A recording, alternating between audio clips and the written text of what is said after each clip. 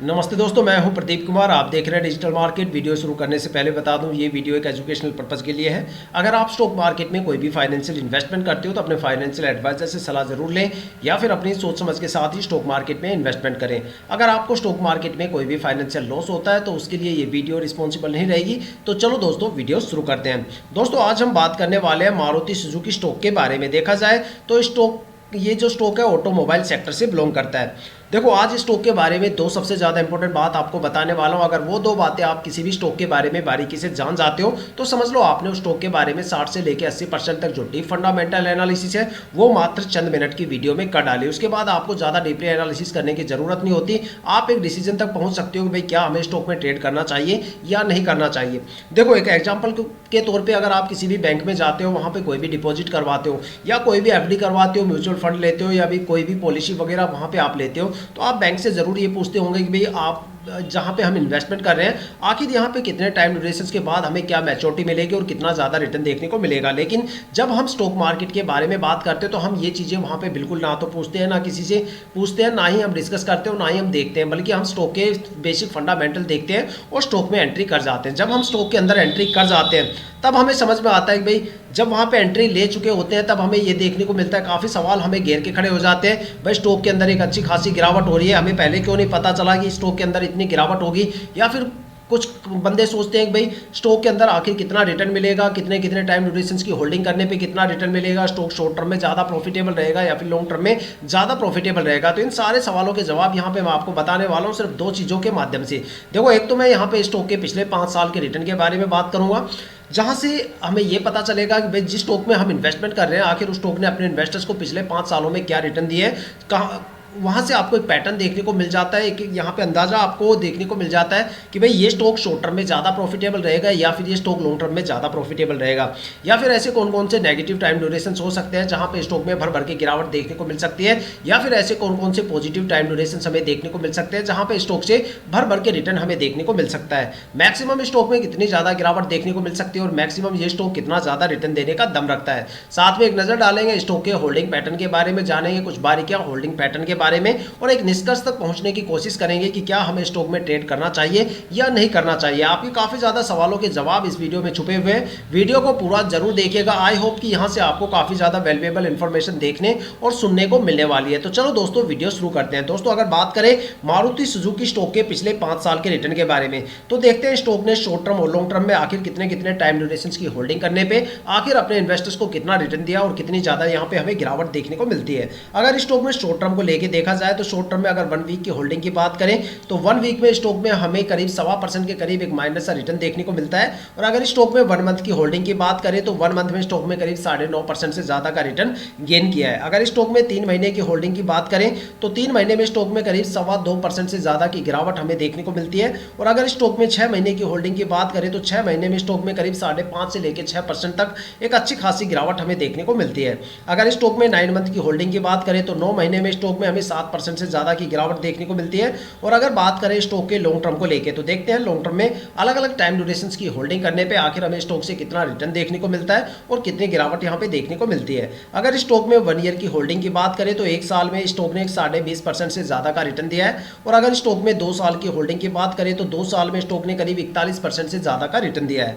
अगर स्टॉक में 3 साल की होल्डिंग की बात करें तो 3 साल में स्टॉक ने 45% से ज्यादा का रिटर्न दिया। और अगर स्टॉक में 4 साल की होल्डिंग की बात करें तो 4 साल में स्टॉक ने 47% से ज्यादा का रिटर्न दिया है। और अगर स्टॉक में 5 साल की होल्डिंग की बात करें तो 5 साल में स्टॉक ने करीब 62.5% से ज्यादा का रिटर्न दिया है। अगर एक कंक्लूजन निकाल के देखा जाए तो ये स्टॉक शॉर्ट टर्म में काफी ज्यादा प्रॉफिटेबल है और लॉन्ग टर्म की बात करें तो लॉन्ग टर्म में भी ये स्टॉक काफी ज्यादा प्रॉफिटेबल है। अगर शॉर्ट टर्म के सबसे बेस्ट टाइम ड्यूरेशन की बात करें तो यहाँ पे 1 मंथ का टाइम ड्यूरेशन रहा है जहां पे स्टॉक ने करीब 9.5% से ज्यादा का रिटर्न गेन किया है। और अगर बात करें लॉन्ग टर्म के बारे में तो लॉन्ग टर्म में तो मैं आपको यही कहूंगा कि भाई स्टॉक में आप जितने लंबे टाइम ड्यूरेशन के लिए होल्ड करोगे उतना अच्छा खासा रिटर्न आपको स्टॉक से देखने को मिल सकता है। अगर लॉन्ग टर्म के सबसे बेस्ट टाइम ड्यूरेशन की बात करें तो वो यहाँ पे 5 साल का टाइम ड्यूरेशन रहा है जहां पे स्टॉक ने करीब 62% से 62.5% से ज्यादा का रिटर्न दिया है। अगर देखा जाए तो आप स्टॉक में किसी भी टाइम ड्यूरेशन में एंट्री ले सकते हो, लेकिन एग्जिट करते टाइम मैं आपको यही सजेस्ट करूंगा कि स्टॉक से आप जितने लंबे टाइम ड्यूरेशन के बाद एग्जिट करोगे उतना अच्छा खासा भर भर के रिटर्न आपको स्टॉक से देखने को मिलने वाला है। तो दोस्तों, ये थे स्टॉक के पिछले 5 साल के रिटर्न। लेकिन अभी भी हमारा एक सवाल पेंडिंग है कि भाई क्या हमें स्टॉक में ट्रेड करना चाहिए या नहीं नहीं लेना चाहिए। देखो पिछले 5 साल के रिटर्न से तो आपको एक अंदाजा मिल जाता है, एक पैटर्न आपको देखने को मिल जाता है कि भाई स्टॉक के अंदर मैक्सिमम कितना रिटर्न देने की क्षमता है, मिनिमम कितना रिटर्न देने की क्षमता है, किस किस टाइम ड्यूरेशन में ये स्टॉक ज़्यादा प्रॉफिटेबल रहेगा, या फिर ऐसे कौन कौन से टाइम ड्यूरेशन हो सकते हैं जहां पे स्टॉक में एक अच्छी खासी गिरावट देखने को मिल सकती है। मार्केट में जो पिछले 4-5 महीनों से गिरावट हो रही है उसका स्टॉक के ऊपर किस कदर यहाँ पे फर्क पड़ सकता है, कितनी गिरावट हमें देखने को मिल सकती है, एक पैटर्न यहाँ पे हमें देखने को मिल जाता है। लेकिन अगर हम किसी भी स्टॉक के होल्डिंग पैटर्न के ऊपर और नजर डाल दें तो ये दोनों चीजें मिलकर हमें इस डिसीजन तक पहुंचाने में काफी हेल्प करेगी कि भाई क्या हमें स्टॉक में ट्रेड करना चाहिए या फिर नहीं करना चाहिए। लेकिन यहाँ पे कुछ बारीकियां हैं शेयर होल्डिंग पैटर्न को लेके, वो बारीकियां मैं आपको यहाँ पे बताता हूँ। देखो किसी भी स्टॉक में इन्वेस्टमेंट करने से पहले वहां पे जो प्रमोटर्स की होल्डिंग है वो 50% या उससे ज्यादा होनी चाहिए। अगर किसी भी स्टॉक के अंदर प्रमोटर की होल्डिंग 50% से कम है तो समझ लो प्रमोटर अपनी होल्डिंग को जल्दी से रिलीज करने की सोच रहे हैं। आने वाले टाइम में आपको स्टॉक में एक अच्छी खासी गिरावट देखने को मिल सकती है और स्ट्रेस लेवल काफी ज्यादा देखने को मिल सकता है। लेकिन अगर किसी भी स्टॉक के अंदर प्रमोटर होल्डिंग 50% से ज्यादा है, मान लो 70, 80, 90% या इससे ज्यादा है, तो वो स्टॉक या तो मल्टीबैगर बन जाता है या फिर वो स्टॉक लंबे टाइम तक एक अच्छा खासा रिटर्न देता है। क्योंकि जो सबसे ज्यादा ट्रस्टवर्दी इन्वेस्टर्स की कैटेगरी होती है उसमें प्रमोटर और डीआईआई आते हैं जो कंपनी के साथ लंबे टाइम तक रुकते हैं और अपने होल्डिंग को धीरे धीरे करके रिलीज करते हैं। लेकिन दो सबसे ज्यादा पैनिक इन्वेस्टर्स की कैटेगरी भी हमारे स्टॉक मार्केट में जिसको हम बेसिकली इग्नोर कर देते हैं। अगर आपको लगता है कि भाई मैं सबसे ज्यादा पैनिक इन्वेस्टर्स की कैटेगरी में पब्लिक इन्वेस्टर को लेके बोल रहा हूं तो आप बिल्कुल गलत है। इसका मतलब है कि आपकी जो फंडामेंटल एनालिसिस करने की स्किल है वो उसको आपको इंप्रूव करने की जरूरत है। क्योंकि जो स्टॉक मार्केट में सबसे ज्यादा पैनिक इन्वेस्टर्स होता है वो एफआईआई होता है। एफआईआई का मतलब होता है फॉरेन इंस्टीट्यूशनल इन्वेस्टर्स, वो इन्वेस्टर्स जो ग्लोबल मार्केट, डोमेस्टिक मार्केट के साथ साथ ग्लोबल मार्केट में भी इन्वेस्टमेंट करते हैं। उनकी जो मार्केट को देखने की एनालिसिस स्किल है वो पब्लिक इन्वेस्टर्स से 2 कदम हमेशा आगे रहती है। ठीक है, जब उनको पता चलता है कि ग्लोबल मार्केट में कोई बड़ी गिरावट होने वाली है, फिर कोई गिरावट जन्म लेने वाली है, तो डोमेस्टिक मार्केट में सबसे पहले बिकवाली करते हैं। जब वो बिकवाली करते हैं, बिकवाली करते हुए नजर आते हैं, तब पब्लिक इन्वेस्टर्स को समझ में आता है कि भाई एफआईआई बड़े लेवल पे बिकवाली कर रहा है तो हो सकता है कोई बड़ी गिरावट यहाँ पे जन्म लेने वाली है। तब पब्लिक इन्वेस्टर्स यहाँ पे पैनिक होते हैं। इसलिए हमेशा कहा जाता है जिस स्टॉक में एफआईआई की होल्डिंग ज्यादा रहती है वहां पे आपको या तो फ्लक्चुएशन ज्यादा देखने को मिलेगा या फिर आने वाले टाइम में उस स्टॉक में आपको गिरावट भी ज्यादा देखने को मिलेगी। अगर एक एक्सपेरिमेंट आप करना चाहते हो तो आप कोई भी रैंडमली 20 स्टॉक उठाना, उस 20 स्टॉक के पिछले 1 साल का शेयर होल्डिंग पैटर्न आप चेक करना। उसमें से काफी स्टॉक आपको ऐसे देखने को मिलेंगे जहां पे पिछले साल एफआईआई की होल्डिंग 0% होती है और अगले साल तक आते आते वो होल्डिंग 15 से 20 या 30% तक पहुंच जाती है। और काफी ज्यादा स्टॉक आपको ऐसा देखने को मिलेगा कि पिछले साल एफआईआई की होल्डिंग 25, 30, 35% होती है और अगले साल तक आते आते वो होल्डिंग या तो 5-7% रह जाती है या फिर बिल्कुल 0% हो जाती है। तो इतना बड़ा फ्लक्चुएशन हमें एफआईआई के डेटा में देखने को मिलता है जो गिरावट के लिए काफी ज्यादा होता है। अगर देखा जाए तो किसी भी स्टॉक में इन्वेस्टमेंट करने से पहले वहां पे प्रमोटर की होल्डिंग ज्यादा से ज्यादा होनी चाहिए, एफआईआई की होल्डिंग कम से कम होनी चाहिए। एक अच्छा खासा रिटर्न आप मार्केट से गेन कर सकते हो। अब देखते हैं स्टॉक का होल्डिंग पैटर्न क्या बोलता है, इसके होल्डिंग पैटर्न के पिटारे से आखिर क्या निकल के आता है।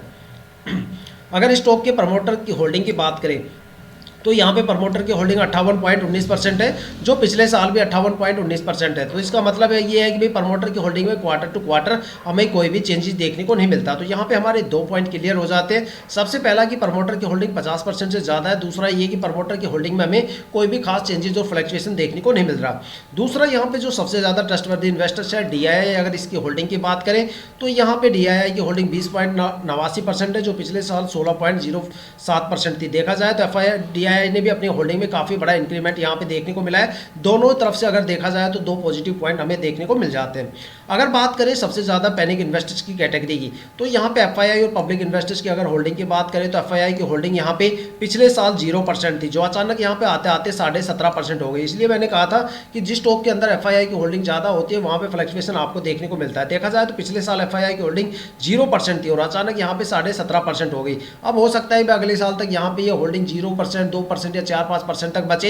एक बड़ी गिरावट यहाँ पे हमें देखने को मिल सकती है एफआईआई के डेटा में। और अगर इतनी होल्डिंग यहाँ पे कम हो जाती है तो यहाँ पे एक बड़ा फ्लक्चुएशन हमें देखने को मिल सकता है। तो देखा जाए तो यहाँ पे जो पब्लिक इन्वेस्टर्स की होल्डिंग है वो पिछले साल 2.76% थी जो इस साल घट के 2.67% हो गए। देखा जाए तो पब्लिक इन्वेस्टर्स यहाँ पे इतने ज़्यादा इंटरेस्ट नहीं ले रहे। यहाँ पे पब्लिक इन्वेस्टर्स की होल्डिंग काफ़ी ज़्यादा कम है, बल्कि यहाँ पे एफआईआई की होल्डिंग ज़्यादा हमें देखने को मिलती है। तो देखा जाए तो स्टॉक के पिछले 5 साल के रिटर्न मैंने आपको बता दिया, होल्डिंग पैटर्न कैसे चेक करना चाहिए वो चीज़ें आपको बता दी, डेटा आपके सामने रखे हुए हैं, साथ में पिछले साल की कंपेरिजन करने के लिए डेटा यहाँ पे रखे हुए हैं। सारी चीज़ें मैंने समझा दी। अब डिसीजन आपको लेना है कि क्या आपको स्टॉक में ट्रेड करना चाहिए या नहीं करना चाहिए। साथ में अपना जवाब हमें कमेंट करके जरूर बताइएगा।